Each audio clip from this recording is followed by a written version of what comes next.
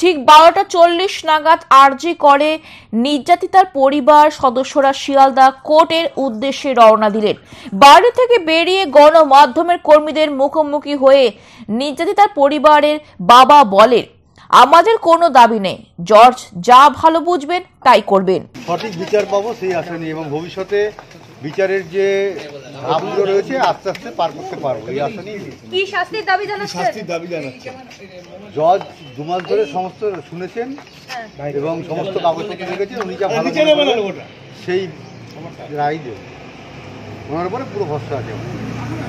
বলছি যে এই যে কালকে বলছিলেন যে মুখ্যমন্ত্রী কথা বলছিলেন, স্বাস্থ্য সচিবের কথা বলছিলেন, এরা সমস্ত কর্তব্যে গাফিলতি এবং মুখ্যমন্ত্রী নিজে পর্যন্ত বলেছেন রাত্রি 2টো পর্যন্ত জেগে এই বিষয়টাকে মনিটরিং করবে। ওনার কি এত ইন্টারেস্ট ছিল সেটাই আমার জানতে চাই। মনে হচ্ছে কোনো দিন হয়েছে, হ্যাঁ কোনো কিছু লুকানো হয়েছে? অবশ্যই লুকানো হয়েছে। লুকানো না হলে তো এতদিন আমার মেয়ে সঠিক যারা যারা অপরাধ করেছে সবাই সামনে চলে আসবে। তত্ত্ববন্ধ লোপাট হয়েছে, সিবিআই স্বীকারই করেছে। ক্যালকাটা পুলিশ যে করবে সে তো স্বীকার করবে না। বাকি দোষীরা কোথায় সেটা সিবিআই এর উপরে আমরা হাইকোর্টে মামলা করেছি, সুপ্রিম কোর্টে মামলা করেছি।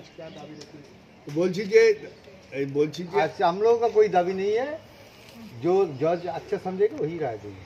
বলছি কি শুধু তো সঞ্জয় রিওলা, বাকিরা তো সব আসবে। আপনারা দেখুন, আপনারা সঙ্গে থাকুন। আপনারা যেভাবে প্রথম দিন থেকে আমাদের সঙ্গে আছেন সবাই সামনে আসবে, সব অপরাধীদের সামনে আসবে এবং সঠিক বিচার পাবে।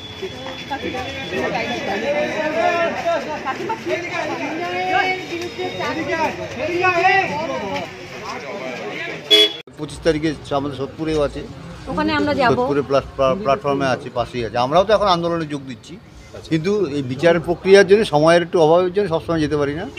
বিচারের তো এমনই জানেন তো, একদিন সময়ের সব প্রবলেম হয়। চেষ্টা করছি আন্দোলনেও আমরা সঙ্গে যুক্ত থাকার জন্য।